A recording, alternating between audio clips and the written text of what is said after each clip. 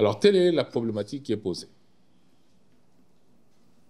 Situation critique, la personne n'a pas de moyens parce que personne ne peut penser que je vais avoir une situation critique à tel moment ou tel moment. Qu'est-ce que nous faisons dans nos structures de soins en situation critique? Je ne parle pas de quelqu'un qui vient, qui dit « Tiens, j'ai une jambe cassée, ça fait plusieurs jours, et patati patati ». Je parle de situation critique où la vie, le pronostic vital ou le pronostic de risque, peut-être d'anomalie ou de troubles majeurs qui va demeurer. Si ce pronostic-là est engagé, quelle est la conduite à tenir? J'espère qu'on a senti tous dans cette salle que la plupart des chefs des hôpitaux disent les urgences vitales, on ne discute pas. On les prend en charge. Est-ce que c'est ce que j'ai compris? Oui. Comme c'est ce que j'ai compris, j'ai décidé, avec votre approbation, de faire un arrêté interdisant tout refus de soins en situation critique.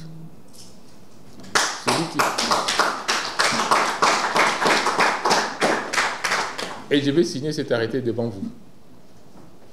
Parce que on ne peut pas laisser nos populations dans cette situation. Nous sommes tous d'accord. Nous avons nos problèmes, on va les arranger, mais notre déontologie, notre serment d'Hippocrate, notre organisation, notre besoin de rendre service, même si on est privé, doit être notre leitmotiv.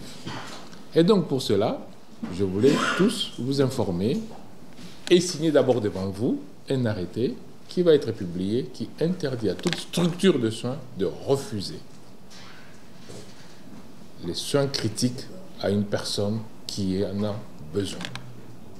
Nous sortons d'une réunion avec Son Excellence Monsieur le Ministre de la Santé publique, Hygiène et Prévoyance sociale, réunion au cours de laquelle il a fait une communication de crise en rapport avec les comportements complètement inacceptables vis-à-vis des personnes qui arrivent en situation d'urgence critique dans les formations médicales.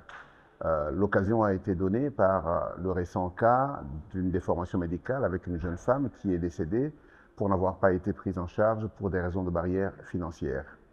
Et Son Excellence, Monsieur le Ministre, nous a rappelé l'obligation de prendre en charge les personnes qui arrivent, donner les soins, quitte à pouvoir régler les autres problèmes après. Et ceci dans un cadre de haute responsabilité où il reconnaît de toute façon les difficultés des uns et des autres, que ce soit dans le secteur public ou privé.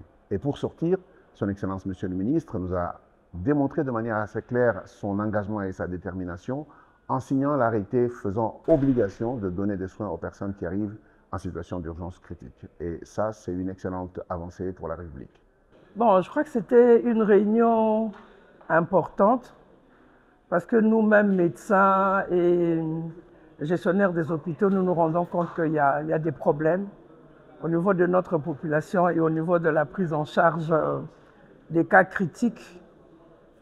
C'est vrai qu'il y a des problèmes d'argent, mais il n'y a pas que ça. Il faut qu'on voit comment pouvoir prendre ces cas critiques sans que les gens aient à se stresser, n'ayant pas d'argent. Mais il faut aussi que nous, dans les hôpitaux, nous nous préparions à recevoir tous ces cas-là. C'est-à-dire avoir des trousses d'urgence, avoir des circuits qui fassent que les malades ne traînent pas trop entre leur arrivée à l'hôpital et le moment où ils vont être pris en charge, et que les prestataires, ceux qui vont les prendre, les personnes qui vont les prendre en charge soient bien formées à ces cas d'urgence.